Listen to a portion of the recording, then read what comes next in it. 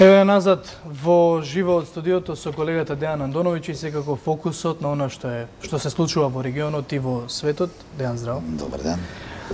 Викендов се случија протести големи и во Албанија и условно кажани големи, не сум јас тој кој што проценува, нели? И во Албанија и во Србија продолжија оние 1 од 5 милиони наречени протести. Во Албанија малку потензично, каде што беа повредени 5 полицајци. И имаше бројка од, според извештаите на медиумите, околу 100.000 луѓе кои беа на улиците на Тирана, кои протестираа пред собранието, кои бараат распуштање или паѓање на владата на актуелниот премиер Еди Рама. Да, пред да почнеш со анализа на тие протести и на оно што се случува во Србија, мислам дека малку е провокативна оваа изјава на српскиот претседател Александар Вучич, против кој се протестира, кој вели: ајде веќе еднаш упаднете да видиме како ќе тепате. Ајде само да ве видам, доста се заканувате. Ова не доликува на претседател на држава кој што треба да сплотува. Не е наше да ги коментираме постапките на одредени политичари, па кои се па и... Добро сме го коментирали. Да, али факт е дека одбранбената политика на актуелната власт во Белград е: ајде дојдете веќе едношка да завршиме и ајде да излеземе на избори. И втората варијанта е онаа што ќе штрекуваме со глад. Добро, тоа е во првиот дел би го ставил, а втората варијанта е дека опозицијата треба во собранието да се избори, нели, за своите права, а при тоа оваа опозиција која протестира надвор не е парламентарна опозиција. Треба да се знае дека опозицијата во Белград е поделена, па веројатно и таа поделено засега успева да му помогне на актуелниот власт на Вучич да остане, нели, да биде така како што ќе биде, бидејќи ќе земеме во предвид дека наспроти тоа што во Тирана беа 100.000 луѓе, во Белград се собраа околу 8.000 луѓе на протести, што не е мала бројка и секогаш кога луѓето протестираат треба да се земе во предвид, но факт е дека се очекуваше, барем јас лично очекував и гледам останатите аналитичари и новинари од Србија, очекува дека 1 од 5 милиони, дека на 13 април толку беше најавуван тој протест, дека ќе има многу повеќе луѓе. Но она што остана како порака од тој ден е, освен тие 8.000 луѓе, дека следниот викенд ќе бидат поголеми протестите. Да. Не знам дали да продолжиме со оваа тема или да преминеме. Па мораме да кажеме само дека протестите поминаа мирно, што е секогаш успех кога ќе излезат демонстранти да протестираат. Повторно ќе кажам, ти ме праша за ајде упаднете. Српската напредна странка на Вучич, владеачката партија, имаше стратегија да ги запоседне собранието, градските одбори каде што се, и нивните пратеници да влезат, да седат натре деноноќно и да ги бранат институциите од насилниците. Што не е, нит беа овие насилници па упаднаа, нит па они имаат право така да ја бранат институциите, но факт е дека во Србија се води една голема политичка борба, која не бира средства, опозицијата бара тоа што бара, власта вели декларативно да ќе ви дадеме, но дојдете во собрание, но кога ќе земеш во предвид дека тие што протестираат, освен партијата Двери на Бошко Обрадовиќ, ни една друга партија не е парламентарна, само се покажува дека опозицијата во Србија е поделена и таа парламентарна опозиција не ја дава засега поддршка на онаа опозиција која надвор. Добро рече, Бошко Обрадовиќ и Двери се сепак една помала партија за разлика од другите опозицијски, и добро е што, односно добро е, секако е порака тоа што излегуваат многу повеќе луѓе кои што се незадоволни наместо само членството на Двери, колку и да се. Токму така, но ние знаеме какви се политичките односи таму.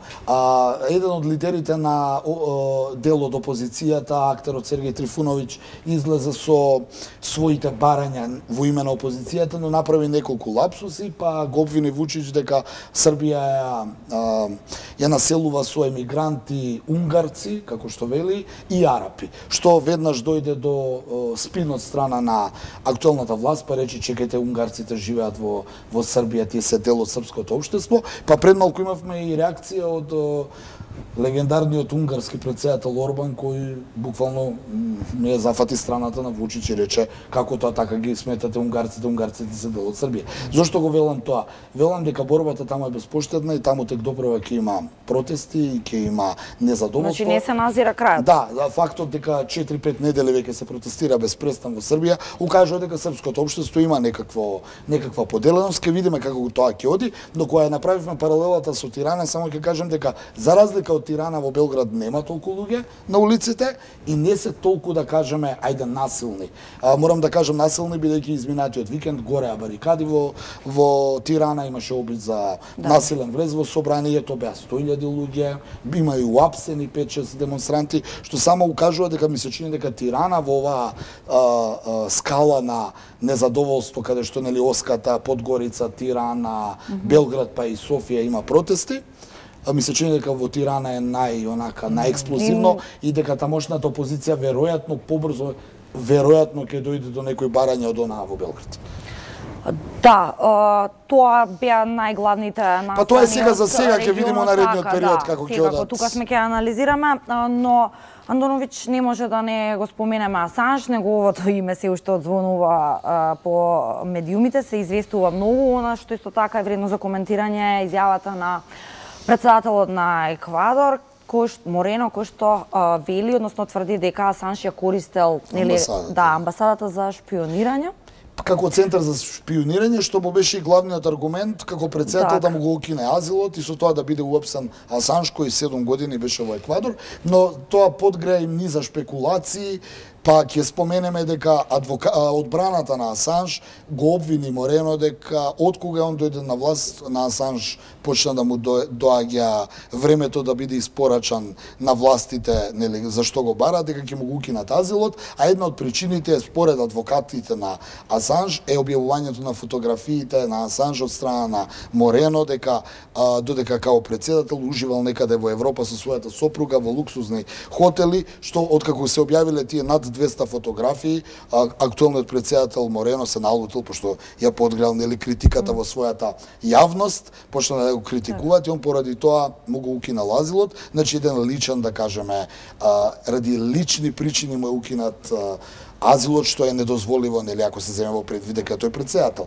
Но, исто така се подгреа едни други шпекулации, зошто Асанж после 7 години му е укинат азилот, а една од причините, како што се наведува, и финансиската поддршка од страна на Соединетите Американски држави за Еквадор, кој наводно пред 2 недели добил околу 2,4 милиарди долари помош или кредити, сега не знам точно што добил, но добил огромни финансиски средства, па оттаму некако според западните медиуми па и источните се вели дека Еквадор бил уценет и добил пари за тоа да го испорача. Но она што можеби за Асанж најжалосно во целата приказна е што тој после 7 години не успеа да ја покаже својата невиност, се согласи да остане во азил во една амбасада, па таа нека и еквадорска, и очекувал милост од тамошните власти, кои тогаш кога ќе дојде до смената на власт, мора да направи нов договор со нив дали ќе остане или не.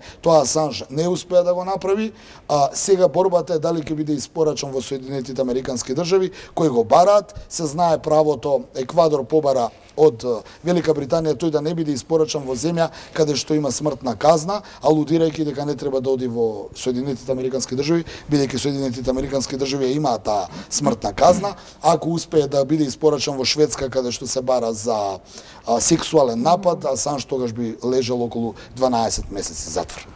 Така, овој пат во студиово ќе помине анализата на вестите од светот без Трамп, иако требаше да кажеме информацијата дека успеал до сега да собере над 40 милиони долари буџет за својот реизбор 2020 година, што се толкува како рекорд од сите председателски кандидати во историјата на САД. Имаме време до таа председателска кампања, сигурно ќе го третираме Трамп уште долго. Да, интересно оваа вест е, освен го огромните финансиски средства, ја дојдов до некој податок дека тоа он го најавил уште 2017 година, иако ние во студио за волја на вистината зборувавме дека Трамп засега не пројави амбиции дека ќе оди на евентуален реизбор 2020 година. Така. Добро.